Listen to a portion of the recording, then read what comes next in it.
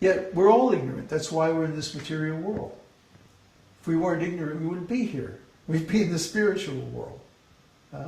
And actually, if we become Krishna conscious, we can be in the spiritual world while we're here in the material world at the same time. And that's what this consciousness of the self-realized soul is like. Outward, you look through the senses and you see the same old material world. But inward, you look through consciousness and you see Krishna. Krishna is there. Why don't we see him? Because we're ignorant. Therefore, this knowledge given in Bhagavad-gītā, śrī-bhagavān, Chaitanya Charitamrita, Nectar of Devotion, etc., etc., etc. This knowledge is required to awaken our natural Krishna consciousness. The Krishna consciousness is already there, but we're in denial about it because we don't understand it. Like those dreams that we can't remember in the morning. Something happened that was outside our normal experience. We didn't have a word for it. We didn't have a label. We didn't have a concept. So we can't bring it into the normal consciousness. Similarly, everyone is actually Krishna conscious. We all have a relationship with Krishna every moment. But because we don't have the terminology, we don't have the concepts, we don't have the science to describe it, we can't bring it into our normal consciousness. It's like, well, we're struck dumb. We can't say it. So we go into unconsciousness about it rather than see how ignorant we really are. So don't be unconscious, don't be foolish, don't be ignorant. Do the work. Don't be lazy. Like Krishna says right in the beginning of the 3rd chapter, he says, do your duty, because nobody can even maintain their body without work. So what is your duty? Your duty this week is to take one verse of Bhagavad-gītā and look up every word in the verse in the purport. That's why we put the whole Sanskrit dictionary online, so that you can use it to understand these books. It's not just a decoration for our website. Oh, cool, he's got the whole Sanskrit dictionary. No, it's to use it so that you can know the meaning of these words and see which meaning out of all the possibilities is actually being used in Bhagavad-gītā.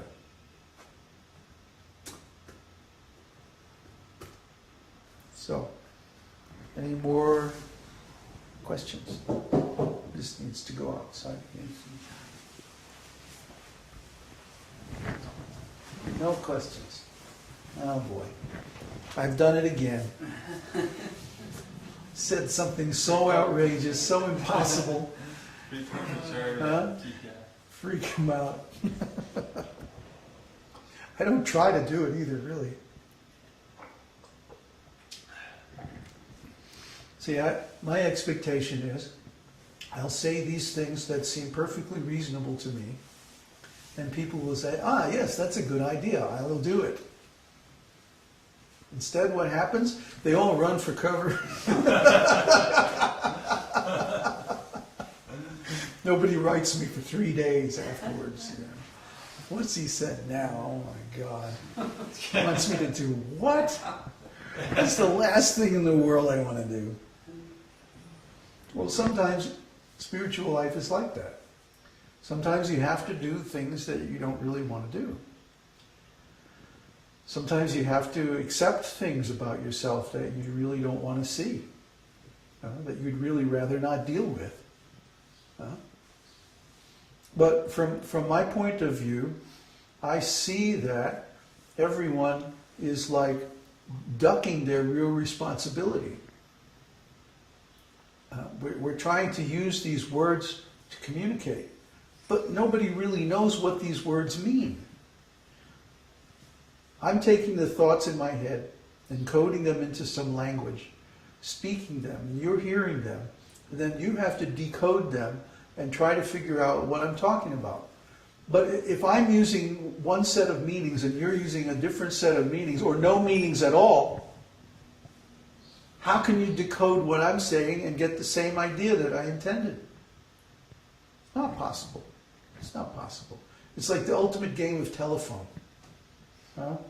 In telephone, you have a group of people, somebody will write a message, a simple message, huh?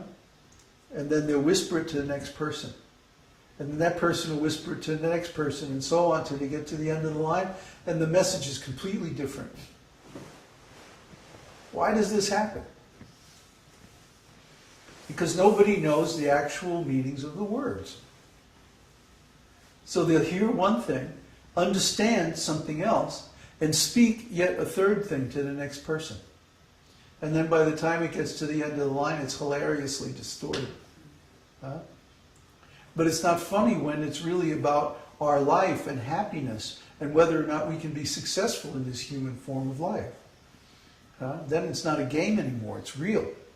And guess what? All the information you need to be successful in human life is there in Bhagavad-gītā. But if you can't understand the meanings that Prabhupada intended in the words that he wrote, you won't get it.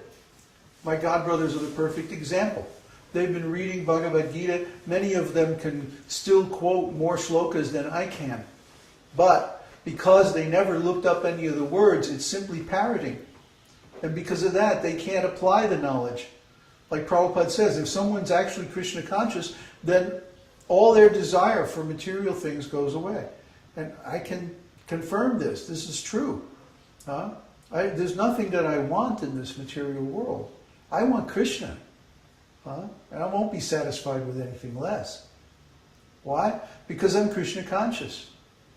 If you're Krishna conscious, you'll feel the same way. Yeah, some of these things in this world might be useful for doing a little preaching or something like that. But yeah, they're not required. I'm not going to be unhappy if I don't get them. I'm going to feel bad that, I could have helped so many people, but because nobody donated this month, we don't have any money, so we can't pay our internet bill. Oh well, you know. I'm going to feel bad because I could have done more to help people, but I'm not going to feel bad for myself. I feel great about myself because I already got the benefit of these instructions. Why? Because I took the trouble to look up every word and understand what Srila Prabhupada really means by every single sentence in this book. That's why I can turn around and take something like Vedanta Sutra, and in 4 months I can write a complete commentary on it. Because I actually understand what's in these books. You can too. You just have to do the work. I can't do it for you. You can't be a spectator when it comes to learning transcendental knowledge. You have to do the work, and you have to do the practices too. Then you can understand what Prabhupada's talking about. Question? No questions. Boy, I've really done it this time. Nobody's going to talk to me for weeks now. Too busy studying. Well, that would be good. How's the drum?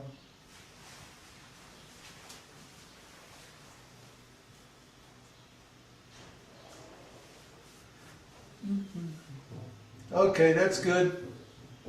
That's good. Okay, that's good. It's good. Laura says, "Oh, this is wonderful." Who? Laura and Stephen. No, Oh, Laura's there. Great. No, we think this is a great lesson, Stephen says. Okay. So I'm not in the doghouse. Huh? What was your question, Luciano? I have a sort of a practical, personal question. Trying to understand the text. I was thinking of my personal experience before coming in contact with the Krishna consciousness. As a father, in the past, I wanted to have a sense of desire to give my daughter clothes, a good upbringing, a good house, etc. But now I find satisfaction sort of when my daughter sings Hare Krishna by herself, spontaneously. Spontaneously. Or, for example, when she asks me about God. And Can we make this like short? Yep. So my question is, when I hear my daughter singing Hare Krishna by herself, that gives me satisfaction. So, is that sense desire? No, because it's in relation with Krishna.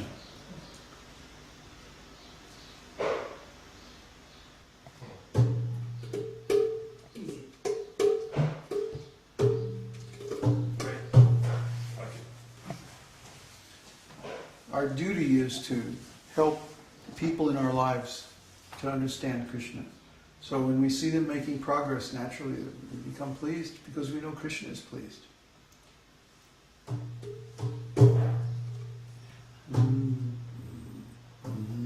Try about A flat. Oh, that's a B. Try B.